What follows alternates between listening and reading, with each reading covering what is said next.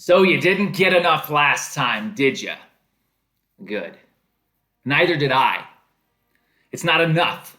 I want more. I want it now. I can't eat. I can't sleep. I can't rest. I don't want to rest. I've eaten enough. I'll sleep when I'm dead. Right now, the only thing I want, and I want it more than anything I've ever wanted in my entire life, I need to be challenged. I need a goal that rivals the gift of my own life and free will. I need combat. And combat is what we shall have. I want to fight back against the numb acceptances that accompanies my encroaching death. I may not live forever, but I'll never die before my time. I don't want the last feeling I have to be nothing. I want it to be something, and this is where I will find it. And that is good for me. But what about you? The audience, huh? What are you here for? What part of yourself is being spoken to right now? Are you even listening to yourself as closely as you could? Am I talking loudly enough to get through the blank and pathetic existence which teaches us the one thing day after day that you know in your heart is wrong? Have you figured out that living your life is more than just waiting to die? Is it morbid curiosity? Or perhaps I'm speaking to the sleeping giant inside you. Is that it? When I raise my voice and issue a challenge into the void, which demands nothing except an uncompromising and unburning desire to reach the limits of that which you are capable of. Do you need me to be the one to say it for you? It's time to wake up. Wake up and seek the depth of what can be accomplished through force of will alone. Wake up and see that you're nothing as weak and pitiful as a human being. Wake up and see that you are more than a human being. What do you think of when you think of a human being? Whatever your answer, the question is, I dare you to look me in the eye and tell me you do not think of yourself as more than that. Your sons and daughters, husbands and wives, workers and providers, you're loyal and faithful. You are all part of these groups, but you're more than that, aren't you? You know you are.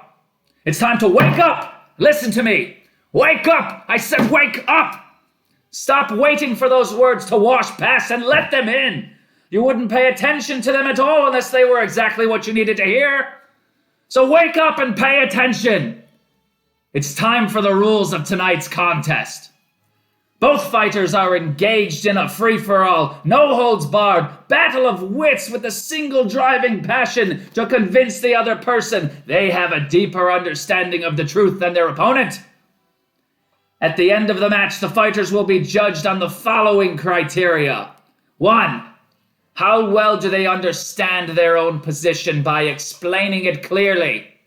2. How well do they understand the position of their opponent when the opponent is being clear? And 3, how much does their own ego stop them from trying to find the better answer? This is not about being right or wrong, because this stage can only be reached by those who realize no one has all the answers. And when no one has all the right answers, all that is left is a better answer. That is the competition here, and that is the metric for victory. Squaring off tonight, in one corner of the universe, a man of many talents and influences. He is who he is, and that is never good enough for him. First name Trevor, stage name Trevor. He lists his primary sources of influence as C.S. Lewis, Jordan Peterson.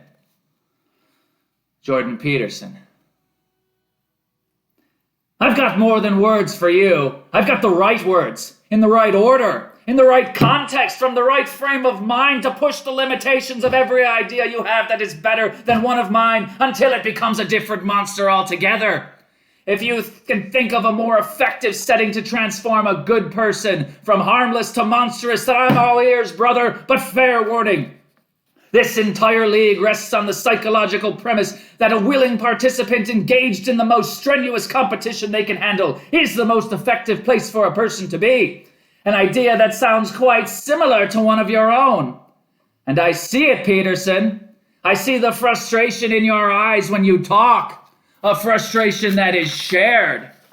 A frustration born of the necessity of public interaction, where you must choose to hold back the best arguments you have to keep the feelings of your opponent in a place where they will stop being an effective tool for your growth. I see you choose to make the best of the situation in lieu of a better alternative. You wisely choose to take what you can instead of nothing. But both of us know you don't have everything you want right now. Both of us know you're being held back by a lack of conviction, which is strong enough to withstand the ideas that have pushed even your mind to places it has only recently dared to go. I have seen some of where your mind is, and there be few humans who can match your level of education in philosophy and psychology. But you aren't being held back by that, and both of us know it. You need people who can take a punch as well as throw one. And I can guarantee that in this arena, where the ideas are weapons, you'll find people that can push you. The farthest are the ones who can take an argument on the chin without fear of being destroyed by it. And Trevor, man of many masters, means that he is a student of all. Wouldn't that make him a professional student? And I ask you, who has more potential? The one who is a master of one thing, or the one who masters learning from everything? You decide. Keep an eye out tonight for Trevor's signature style. Find the edges, agonize and atomize, and from the ashes, with improved knowledge of each piece as it is, he reconstructs like a phoenix into something more than it was before. Trevor, announce your intent to compete. Announce your desire to enter into this most sacred ritual trial by fire. Trevor, are you ready?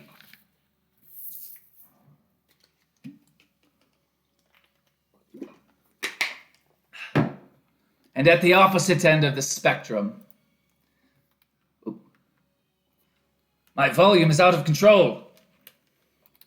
I don't know why. Here we go. The music will not be louder than me. That's unacceptable. For tonight's special event, you will be seeing someone you have known for quite some time, but also someone you have never met, because I will be competing against Trevor. That's right. The announcer tonight will have two faces. One, Tom, the man of intellect, stage name Gumbercu Man Randy Savage. Sources of personal growth include Jordan Peterson, whom I'd like to meet in a professional setting to see how far our ideas can take each other. Tao Te Ching, Carl Jung, the Event Horizon Messenger Group, Quantum Physics, Christianity, and Terry Goodkind are the influences of Tom. He claims to be the creator and master of the mental martial arts style he calls cognitive physics, whatever that is. His signature style is summed up in one sentence: know thy enemy better than he knows himself. Signature moves include the pointed question, the power of the dot, and the Mega Man fighting reserve. His finishing move is but a single question: yes. The reason Tom says he joined this league, no, the reason he created it, was to fight Jordan Peterson. That is its sole cause. Everything else is a benefit by proxy.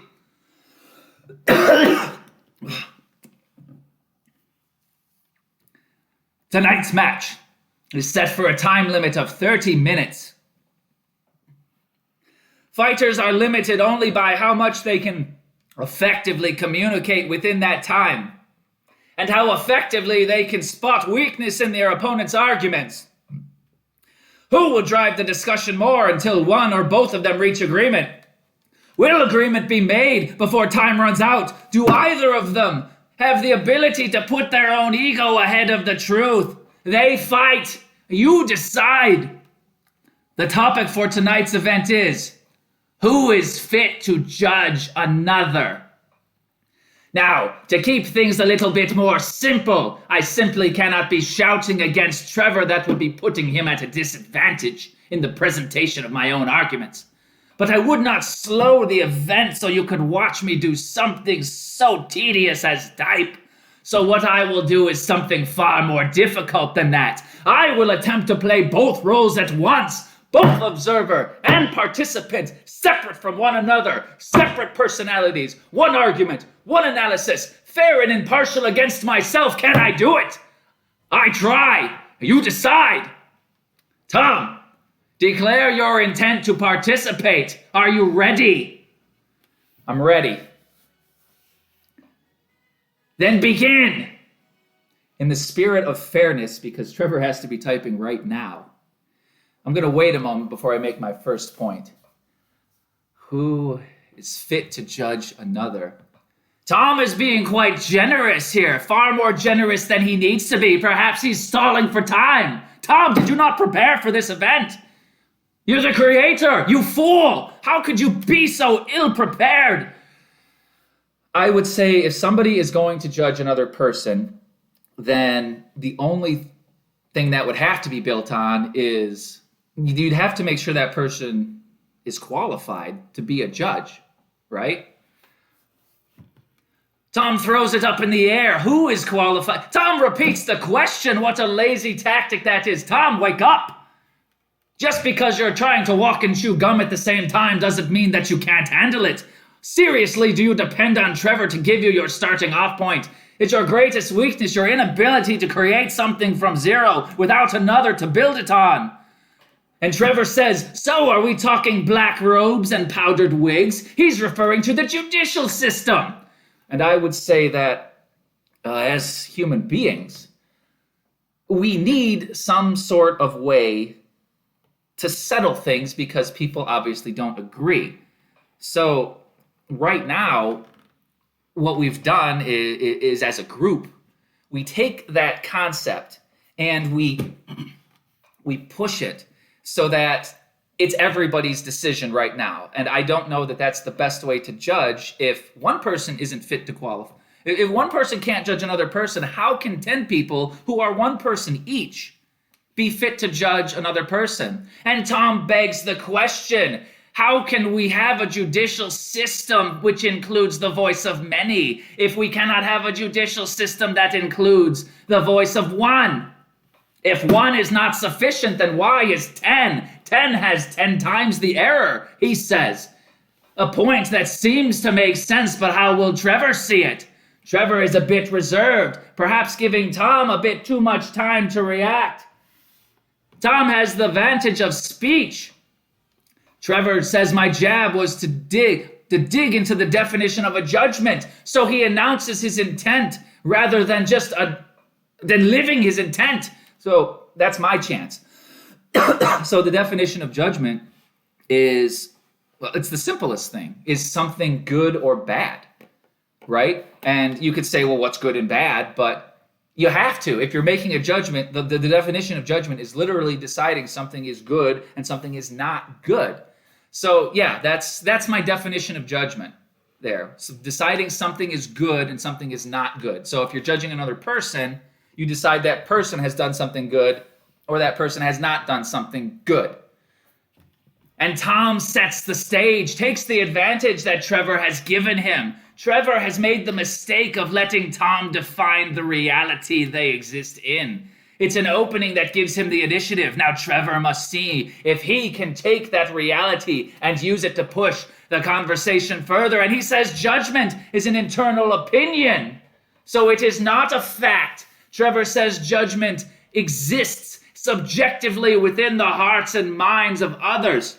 So if judgment is an internal opinion, that would mean that everybody has equal access to judgment. So the quality of judgment isn't good or bad at that point. It just is a power that exists within all humanity. So if everybody has it, then how can nobody be fit to use it? That doesn't make sense. So at least as far as the question of can somebody judge, I would say somebody has to judge because we can all do it. And if nobody does it, then it's not a thing. So Tom takes Trevor's reality and warps it by a strange thing of logic. He says that because it's an opinion, and everybody can have an opinion, then it can't be bad. It's part of human nature. I don't know what that means outside of what it says. Do you? It seems a bit ambiguous. Tom, are you playing against the ropes, waiting for Trevor to make a mistake? Is that it? Are you so frightened to put your own opinion out into the world that you hide behind these verbal semantics? And Trevor fires back, taking advantage of Tom's indecision when he says, I think we agree what a judgment is. There's no argument here. So both of us, Trevor says, are fit to judge what a judgment is. So Trevor, do I trust you or not? So then, Trevor takes the initiative in a jab while the announcer is busy monologuing what has happened and Tom cannot respond. Tom is fighting with his hand tied behind his back. And so long as Trevor provides something interesting for me to talk about, I will be the one in control, not him. He's weak and he's slow and he's quiet and I am not. So what determines a fitness to judge? Okay, so different people have different perceptions of the world. All right, there's a structure, it's a spectrum. Some people see a little and some people see a lot, and that's not good or bad. That's just if everybody doesn't see things the same, which we agree they don't, nobody would say that we don't, then there must be some who can see more than others just because they're not equal. So if they are not equal and we agree upon that, then the person who can see the furthest into a decision would be the most fit in that situation to make a judgment. But fitness is not the only criteria, I think, that should determine a judgment. There should also be personal factors, empathy, judgment, logic, but most importantly, the willingness to put the good of everybody involved above their own ego. So the judge needs to be better than impartial. The judge needs to be biased towards the greatest good he is capable of seeing for the largest number of people involved. And finally, we see something from Tom worth listening to. He says that we must be our own judges, and the ones who are most fit to judge us would be the best of us, the most kind, the most willing to work for the good of everyone. But Trevor says that the fitness element has nothing to do with judgment, the way you pose the topic. So he's questioning Tom's argument altogether. So now we are at an impasse. What will Tom say? I don't think you can... Trevor, I don't think that you can apply that sort of separation only because then you remove the element of intent. You need to be qualified. Like, I'm not qualified to fly a plane, and that would be evident if I got into a plane and tried to fly it, according to taking those actions. But I can say beyond a shadow of a doubt that I am not qualified or fit to fly a plane. Trevor, your argument doesn't hold any water trying to separate fitness of action to fitness of intent. And Tom makes a point, but what will Trevor say? He says that plans equal people. I don't know what that means. Planes equal people. In Tom's analogy, planes equal people. Yes, you will see that from Tom. He has the power of the dot, remember. He sees things and makes connections to metaphor that are often confusing to others. He sees this clearly, but he cannot explain himself in a way that makes sense. Or does Trevor understand his point perfectly and simply disagree? So far, Trevor's response of planes are not equal to people is the mental equivalent of no, it's not. And Trevor, you have to do better than that. No, it's not is not an argument. Your argument is not equal because it is spoken. You must put reason behind it. Why are planes not equal to people, Trevor? Can you answer that before Tom does? Even though you have the advantage of him being distracted. You're focusing on the wrong thing. If planes the analogy isn't about making people into objects. In fact, when you take away the fitness of something to the action, you equate people to objects. So yes, I am using an analogy of people as objects to show you that fitness is not this thing where we can just write it off. It has to be part of that. Or why wouldn't we just pick our leaders by random lottery, right? If fitness wasn't a qualification of judgment, why do we have such a lengthy process of approval for Supreme Court justices?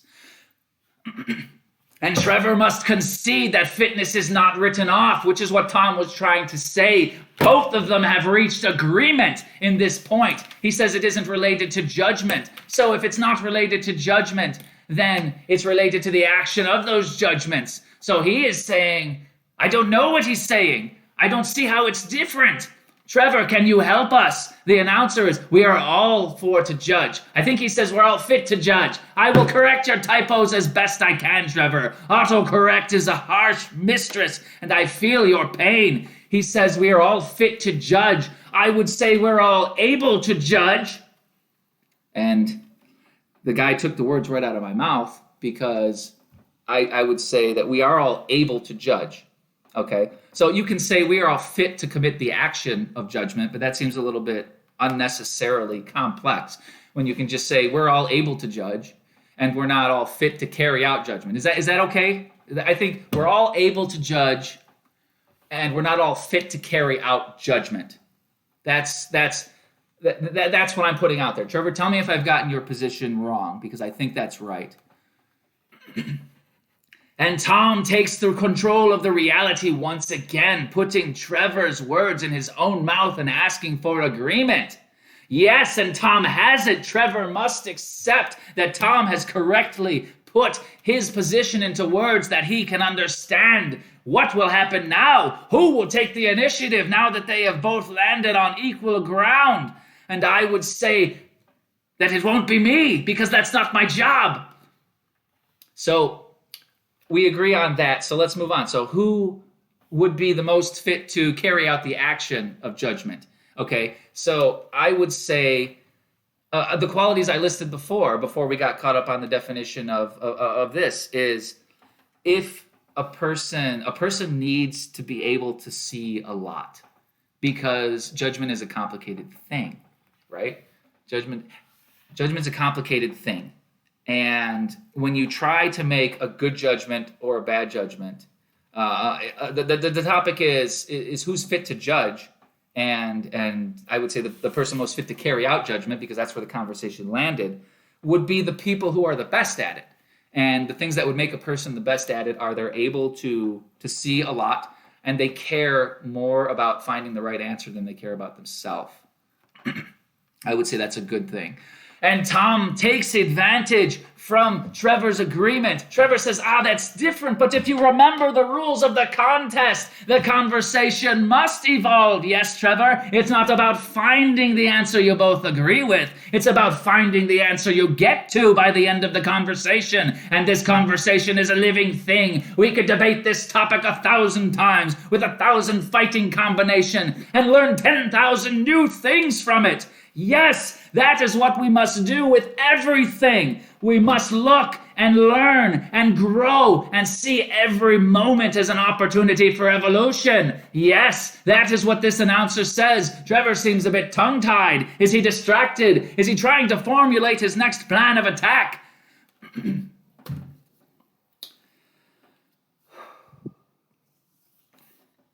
I think that judgment is a tricky topic, because nobody wants to be judged. We all want to judge, and we all do judge.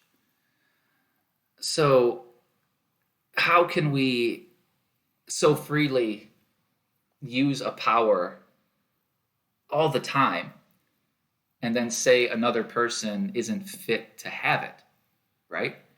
So we have to accept it. Nobody wants to be responsible if it goes bad. That's what I see.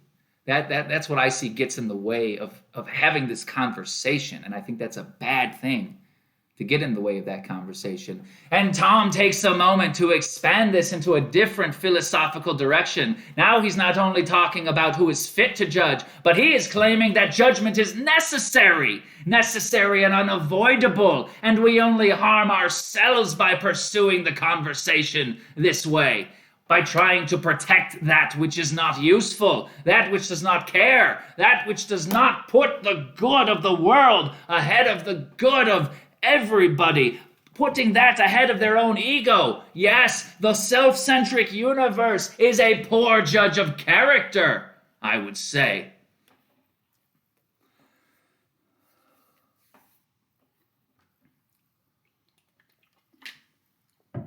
So what of God then? So Trevor seems a bit lost. Trevor, expand the conversation. Have the moment. It's okay, Trevor. Even the best of us have these moments. Take a moment to compose your thoughts. Don't apologize. You are a warrior. You're a scholar. Do not let my loud presentation cower you. No, allow it to inspire you. Do not let it distract you. Let it fill you with burning rage. Trevor, you're capable of more, and I've seen it. I've seen it every moment of every day, and your word text bubbles there are giving me the middle finger. Don't think I don't notice that, you clever man. Fight on. Get up. Swing back. To the question of God, then. Only God is fit to judge, says some. That's an entirely different topic altogether, then. We would need to decide what God is, and I don't think we have time for that in this debate, but we will in others. And Trevor bounces back. He says the direction here is meant to refer to one who has the right to act on a judgment. That is good. Yes, that is where we have gone. The conversation has evolved into the right to act upon judgment. So yes, Trevor, who has the right to act upon a judgment? What qualifies a good judgment from a bad one? I would say that, yes, absolutely. If you're going to talk about who is fit to judge, then we have to talk about who is fit to act on that judgment. That makes sense. That makes perfect sense. I agree with you 100%. That is a good direction to take this conversation. And Tom pulls a sneaky one on you. I'm not going to let you get away with that. Tom pulls the old I'm agreeing with you because I'm right maneuver, one that he is known for using when someone else rehashes his position in their own words. It's a dirty psychological trick meant to build up agreeability in both audience and participant. How will he handle having his tricks revealed on a stage like this? Will he be able to adapt when they learn? So Trevor takes advantage of Tom's sneaky trick that I have just called out and says he would argue that the fitness to act pulls in a sociological element, and that fitness is externally diverticulitis. Man, your autocorrect is killing me. Diverticulitis will not be the death of me. It's too soon and I'm too young. He says it's externally subjective. Yes. How will Tom respond to this? So, yeah, judgment is subjective. It's a spectrum, right? You have good judges and bad judges. So the fitness isn't about getting it right. It can't be unless you are the one person who is at the top of that scale. So it has to be at the top end of that scale. Yes, it's extremely subjective. So you have to find people who are really good at getting good answers to subjective things. That is also a hierarchy. If you have anything that exists, some people are going to be better at it than others. So if the answer is subjective, then you need people who are good at doing subjective things and getting as close to the truth as you can for as many people involved. And until somebody becomes God, that's the best we can hope to do as human beings. And our other choice is to let perfection become the enemy of good enough. Because the only alternative to good enough is nothing. And nothing is not good enough. And Tom fires back, taking Trevor's words of subjectivity and using it to make his case into one that strengthens his argument, which parallels the function of justice with the function of not being able to talk. And there's only 10 minutes left.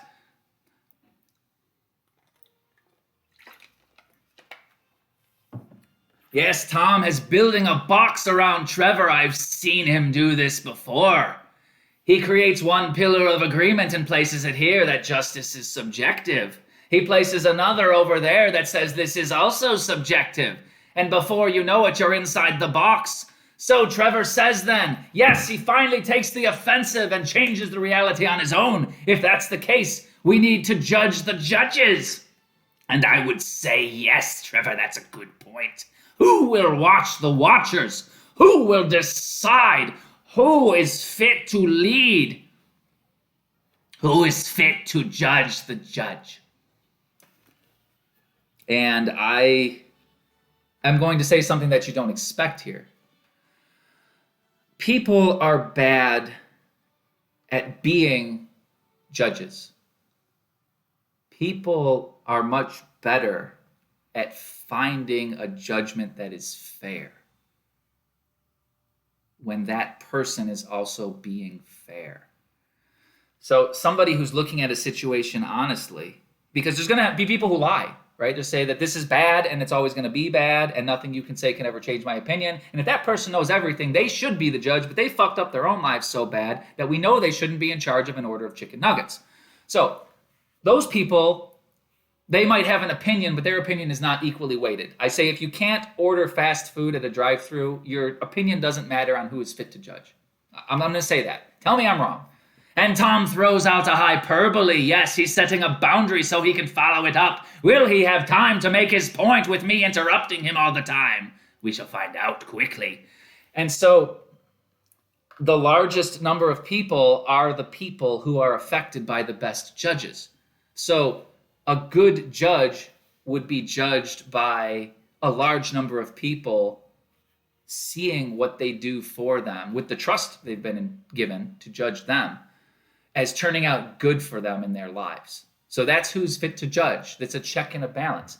If one judge is bad, but they think they're a really good judge, and maybe they have been in the past, then it would take a collective of people with many different perspectives to all see the same thing. That's a judgment of truth right there. If wildly different people agree on a thing, then it is a better chance that it's a good subjective answer. So if a large number of people can look at someone and say that they're not being fair, then that person is then judged by a different method.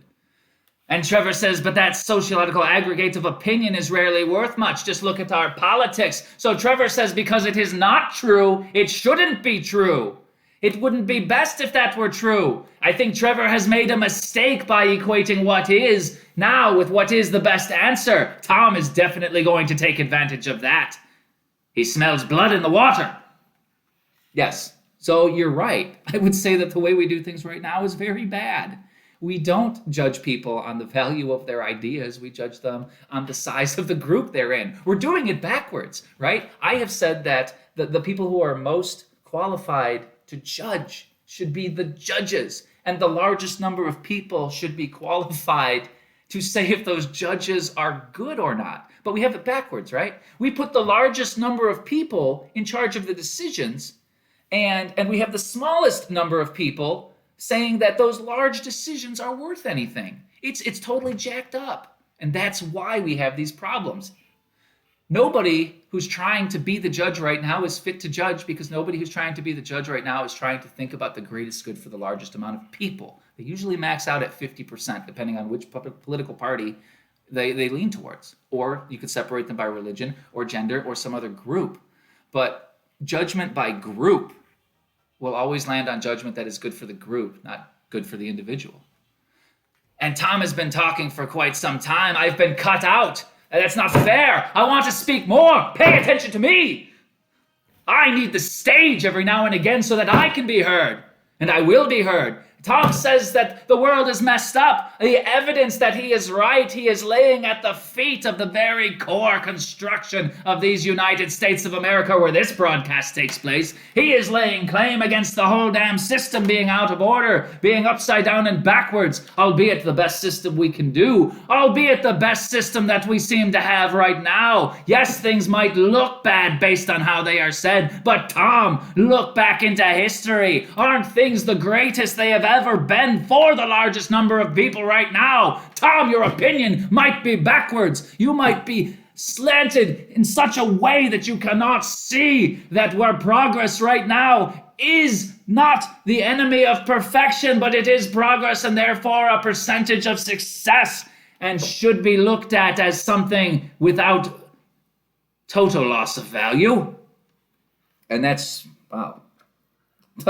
Okay, so that's true. It's true, but as much as you can't let perfection be the enemy of good enough, you can't let good enough be the enemy of perfection, right? This is the best we can do right now. And that's fine. It's the best we can do right now. So how do we do better? Because this good enough is not good enough. Good enough can always be better, just like this conversation. And Tom seems to tie it together nicely. He dodged his own attack, which, by the way, I can guarantee you with omniscient knowledge he did not see coming. I did not see that coming until he spoke the words himself. Notice how a difference in perspective can even benefit the self if the two parts of the self are sufficiently different in volume. Do you have a voice inside yourself that is sufficiently different in volume? If you do, you might have something to say that's worth hearing. You might want to listen to that next time, wouldn't you? And Trevor is struggling, yes, but Trevor is a warrior, and he has overcome many odds to be here tonight. Several reschedulings, time commitments, and other things in life which have pulled him, and he is only here through the supreme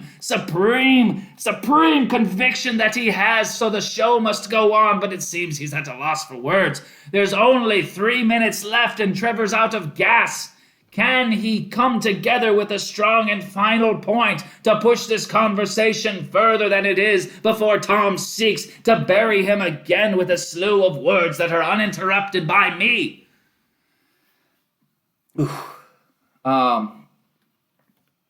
it's the best we can do right now. So you don't say, hey, why don't we get rid of all that?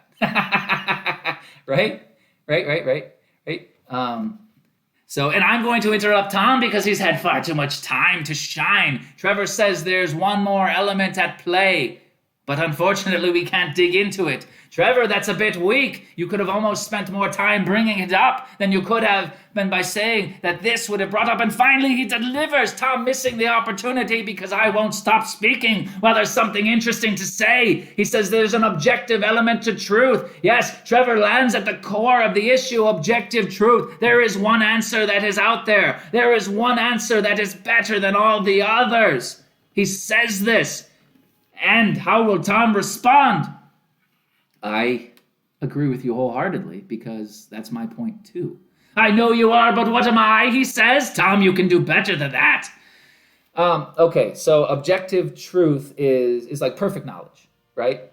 So the more knowledge you have, the better. So Trevor has made my point for me by arriving at objective truth as his final point. That's where I started this conversation. But let's not go into that because he is saying that if you have objective truth, then you will have objective judgment, right? So perfect knowledge, perfect judgment. So that's one question. All I have to say to that is until you know everything, you don't have that. And while you are learning things, you can only approach that by learning more. So until we know everything, we can always do better. And until then, it's our job to find, with dogged determination, the best we can do. And Trevor fires back and says the better the society is, the more likely the judges, and more likely the judges will be recognized for it. So yes, they arrive at agreement that the best judges will be the most qualified and the ones closest to objective truth. There is 1 minute left. Contestants, make your final arguments and see where the discussion lands. So, who's fit to judge then? I would say nobody and everybody, because nobody knows everything, so nobody's going to get it right every time. Everybody is responsible for seeing that judgment is being made fairly. And the only people we can count on to do that are the people we recognize as the ones who do the best for everybody and don't just do the best for themselves or the groups they belong to. And Tom closes with a finisher, tying everything up in a neat little package. But where's the finishing move? Right? Right, Trevor? There it is, the simple yes. And he says his final argument is we have no disagreement here, and the contest ends this evening. It ends. The discussion is done, and we have advanced this discussion quite a bit, haven't we? Both of our fighters seems to have done quite a bit to move the needle. Did it move your needle? Did you hear things that were new, things you agreed with? Where did we get it wrong? You decide. And now, for something a little different. I am not fit to pick the winner of this contest. Despite my claims of unbiased announcing, which I feel I have done remarkably, given the circumstances and differences between the personalities of Tom the announcer and Tom the participant, I have done all that I can and will get better every time, making me more effective at what I do in both worlds. I pass this decision of impartiality with my full trust and the consent, the omniscient consent of Tom the participant. And I allow Trevor to decide who gets the victory. Trevor, the points will be determined in 3 criteria. I will list them, and you will type your statement of who won that part of the argument. Who did it more? While we both won, one of us may have won better. And you decide. 1. How well do they understand their own position by explaining it clearly? Trevor, you decide which of the 2 combatants this evening did that the most. Number 2, how well do they understand the position of their opponent when their opponent is being clear? That gives you a double decision, doesn't it? Not only must you decide how well you understood Tom's arguments as they were made, you decide if he presented his arguments in a way that was clear and fair to you. You have an advantage in that one. You have perfect knowledge of your own understanding, but imperfect knowledge of Tom's attempts at delivery. You are the best judge for this category. And 3, how much does their own ego stop them from trying to find the better answer? Did either participant display more ego this evening? Did one of them have a harder time letting go of things once the decisions were made that both of them agreed on? Who lived in the past and who lived in the future? Trevor, we await your decision. And I know you are fit to judge. Or at least I believe so, because I'm doing the best that I can right now. Trevor, you have been deemed fit to judge. He says,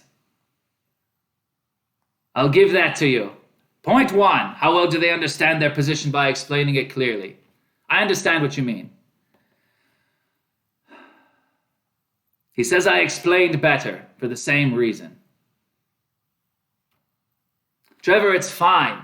I am the voice of this. You are the thought. If you need more time to think, that only gives me more time to speak, because that is what I do. I am the voice. I am the fire. I am the one who is the engine behind this league, and I will drive it onward doggedly as a singular passion. Even if I have to do it myself, I can pull the entire world if I get a lever long enough. And somewhere to put it, can't I? So, Trevor, clear your thoughts. You fought well. You can decide fairly. You will be given the chance. And no loss of honor, because we all know that this participation is done by text among adults who have lives, who for this is a luxury. So Trevor says, on points 1 and 2, he awards victory to his opponent, Tom. For point 3, he says the ego was a tie. I had an answer in my mind before Trevor made his judgment. And I can tell you that Trevor is a fair judge because he arrived at the same decision that I did, for the same reasons that I did, spoken almost exactly the same way.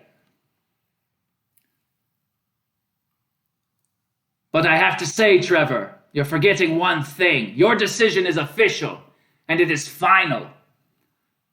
But you forget that in judging this fairly, even though you are not the victor, you don't split that third point if you don't have to.